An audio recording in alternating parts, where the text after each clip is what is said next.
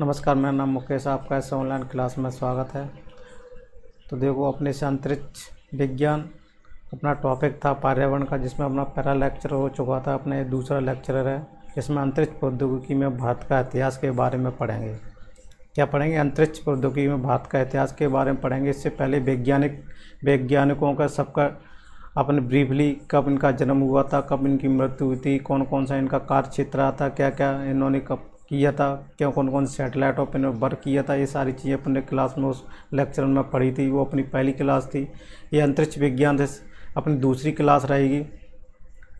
तो देखो, इसमें आज मुख्य बिंदुओं को पर चर्चा करेंगे, जिसमें अंतरिक्ष प्रौद्योगिकी में भारत का इतिहास के बारे में करेंगे कि अंतरिक्ष प्रौद्योगिकी में भारत का इतिहास क्या क्या रहा, क्या क्या चीज़ें इन्होंने की, कहाँ कहाँ उपग्रह बने, कहाँ कहाँ अंतरिक्ष में किन किन वैज्ञानिकों ने काम किया, क्या क्या प्रोग्रेस हुई अपने इंडिया में, अपने भारत में।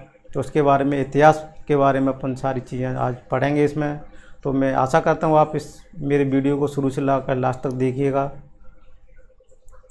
तो देखो, अंतरिक्ष प्रौद्योगिकी में भारत का इतिहास के बारे में देखो, अंतरिक्ष प्रौद्योगिकी में भारत का इतिहास के बारे में क्या है। देखो, सबसे पहला पॉइंट है 1961 में क्या हुआ था। भारत का परमाणु विभाग अध्यक्ष कौन था? डॉक्टर होमी जहांगीर भाभा थे। यानी इसको अपन को याद रखना है, पॉइंट नंबर 1 को। देखो, मैं यहाँ से अपन देखो, सन 1961 में क्या हुआ था। भारत का परमाणु विभाग 1961 में भारत का परमाणु विभाग के अध्यक्ष कौन थे? डॉक्टर होमी जहांगीर भाभा थे। और दूसरा पॉइंट है अपना, सन 1962 में इनकोस पर, यानी इनका शॉर्ट फॉर्म, इसका फुल फॉर्म में Indian national committee of space research. इसके अध्यक्ष कौन थे? विक्रम अम्बालाला साराभाई। और अपन देखते हैं तीसरा पॉइंट, 15 अगस्त 1969 यानी 1969 इसरो इंडियन स्पेस रिसर्च, इसका फुल फॉर्म है इंडियन स्पेस रिसर्च ऑर्गेनाइजेशन की स्थापना हुई। इसरो की कब स्थापना हुई? अपना ये भी क्वेश्चन बन जाता है कि इसरो की स्थापना कब हुई। तो इसरो की स्थापना 15 अगस्त 1969 को हुई थी। इसका फुल फॉर्म है इंडियन स्पेस रिसर्च ऑर्गेनाइजेशन। इसको अपना फुल फॉर्म भी याद रखना है। कभी कभी एग्जाम में इसका फुल फॉर्म भी पूछ लिया कि इसरो का फुल फॉर्म क्या है, तो अपन को इसको भी याद रखना है। इंडियन स्पेस रिसर्च ऑर्गेनाइजेशन है। इसकी स्थापना कब हुई थी? 15 अगस्त। इसकी स्थापना कब हुई थी? इसकी स्थापना 15 अगस्त 1969 को हुई थी। ठीक है। अब देखो, चौथा पॉइंट है अपना,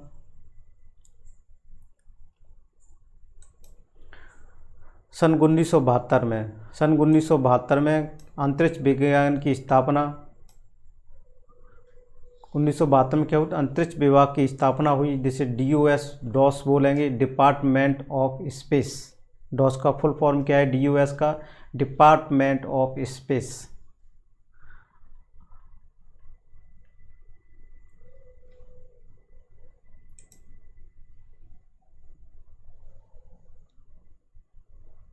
अब देखो, पांचवें पॉइंट, सन 1975 में क्या हुआ था। सन 1975 में 19 अप्रैल, देखो सन 1975 में 19 अप्रैल 1975 को भारत का पहला प्रायोगिक उपग्रह आर्यभट्ट छोड़ा गया। तो देखो, सन 1975 में क्या हुआ था कि घटनाओं में क्या करते। 19 अप्रैल 1975, इसको अपन को जितनी अपन डेट हैं, सन है, अपन को याद रखना है कि 19 अप्रैल 1975 को भारत का क्या हुआ था? पहला प्रायोगिक उपग्रह आर्यभट्ट छोड़ा गया। इसे रूस के सहयोग से काकुस्तन यार नामक, देखो काकुस्तन यार नामक स्थान से प्रक्षेपित किया गया। कहाँ पर किया गया था? भारत का पहला प्रायोगिक उपग्रह आर्यभट्ट, जिसका नाम क्या था? आर्यभट्ट का, छोड़ा गया। इसे रूस के सहयोग से काकुस्तन यार नामक स्थान से प्रक्षेपित किया गया था। यह आर्यभट्ट उपग्रह 2 रुपये के भारतीय नोट पर अंकित है। अपन जो ये आर्यभट्ट उपग्रह है, यानी 2 रुपये का अपना जो भारतीय नोट है, उस पर इसका चित्र अंकित है। अब देखो 6 पॉइंट की तरफ, सन 1979 यानी 1979 को भारत में निर्मित पहला प्रायोगिक रिमोट सेंसिंग उपग्रह छोड़ा गया? 1979 में क्या छोड़ा था? भारत में निर्मित पहला प्रायोगिक रिमोट सेंसिंग उपग्रह छोड़ा गया, जिसे भास्कर प्रथम नाम दिया गया। क्या दिया गया? जिसे भास्कर प्रथम नाम दिया गया। इसका वजन 445 किलोग्राम था। इसका वजन कितना था? 445 किलोग्राम था, जिसे भास्कर प्रथम नाम दिया गया। ये अपन को सब चीज़ें याद रखनी है। एग्जाम में कुछ भी पूछा जा सकता है कि भारत में निर्मित पहला प्रायोगिक रिमोट सेंसिंग उपग्रह छोड़ा गया, उसका नाम क्या था, उसका नाम बता दिया जाएगा। अपन उसका नाम याद रखना है, भास्कर प्रथम। और उसका वजन भी पूछा, इसका वजन कितना था, तो अपन को वजन भी याद रखना है 445 किलोग्राम। इसको कब सन भी पूछा जाता है, कब, तो 1979 को। अब सन 1980 में क्या हुआ था? भारत के पहले प्रायोगिक उपग्रह वाहन को सैटेलाइट लॉन्चर व्हीकल SLV-3 नाम से लॉन्च किया गया। अब 1980 में क्या हुआ था? भारत के पहले प्रायोगिक उपग्रह वाहन को सैटेलाइट लॉन्चर व्हीकल SLV-3 नाम से लॉन्च किया गया। ऐसा करने वाला भारत विश्व का 6वां राष्ट्र बना। क्या बना? विश्व का 6वां राष्ट्र बना। और सन 1982 पहली बार INSAT first Indian national satellite, इसको क्या बोलेंगे? इंडियन नेशनल सैटेलाइट भूस्थितिक कक्षा में स्थापित किया गया। क्या गया? स्थापित किया गया।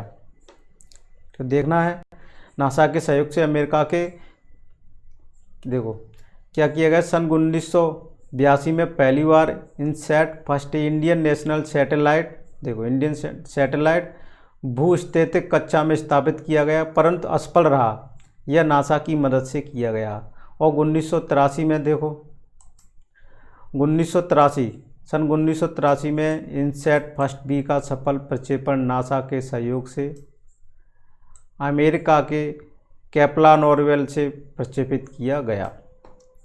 और 10वें पॉइंट की तरफ चलते हैं अपन। 10वां पॉइंट है, सन 1984 में क्या हुआ था? भारत और सोवियत संघ का संयुक्त मानव युक्त मिशन शुरू किया गया। इसमें प्रथम भारतीय अंतरिक्ष यात्री राकेश शर्मा। देखो सन 1984 में भारत और सोवियत संघ का संयुक्त मानव युक्त मिशन शुरू किया गया। इसमें प्रथम भारतीय अंतरिक्ष यात्री कौन थे? राकेश शर्मा थे। कौन थे? राकेश शर्मा थे। ये सब चीज़ें अपन को याद रखनी है।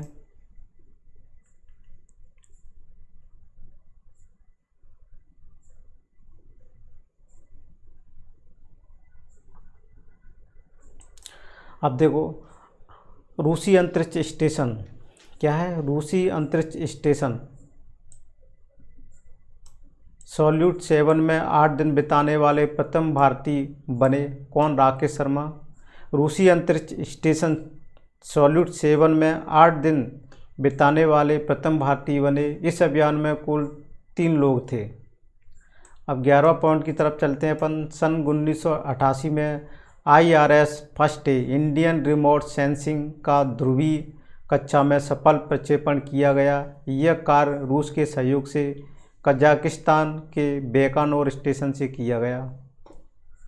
अब देखो 12वां प्रश्न है, सन 1994 में क्या हुआ था? PSLV polar satellite launcher vehicle का सफलतापूर्वक प्रयोग किया गया।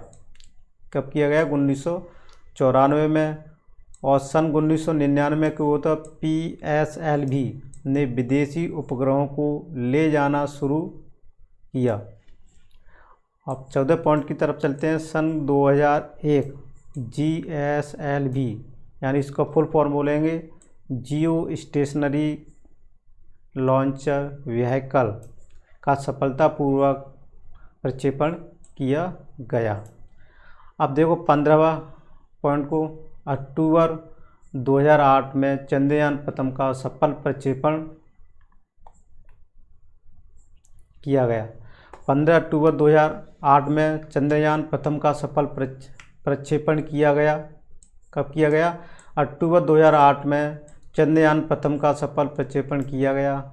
अब 16वां पॉइंट की तरफ देखो, जुलाई 2013 PSLV-C-22 का भारत का पहला स्वदेशी क्षेत्रीय नेविगेशन सैटेलाइट से IRNSS फर्स्ट डे के साथ सफलतापूर्वक लॉन्च किया गया। इसका full Indian regional navigation satellite system, इसका फुल फॉर्म है किसका, IRNSS डबल एस बोल सकते हैं। और अपने 17 पॉइंटों की तरफ चलते हैं। 5 नवंबर 2013 मार्स ऑर्बिट मिशन, इसको MOM PSLV C-25 शुरू किया गया। मंगल ग्रह पर यह पहला अभियान था। क्या था, पहला अभियान था। अब देखो 15 फरवरी 2017 को क्या हुआ था, इसरो ने श्रीहरिकोटा अंतरिक्ष केंद्र आंध्र प्रदेश से एक एकल रॉकेट का उपयोग करते हुए एक साथ 104 उपग्रहों को सफलतापूर्वक स्थापित कर विश्व कीर्तिमान स्थापित किया। तो 15 फरवरी 2017 को क्या हुआ था, इसरो ने हरिकोटा अंतरिक्ष केंद्र, ये कहाँ पर स्थित है, आंध्र प्रदेश से एक एकल रॉकेट का उपयोग करते हुए एक साथ 104 उपग्रहों को सफलतापूर्वक स्थापित कर विश्व कीर्तिमान स्थापित किया। अब देखो 14 नवंबर 2018 को भारत की GSLV Mk-3 की पहली उड़ान ने GSAT-29 उपग्रह को सफलतापूर्वक लॉन्च किया।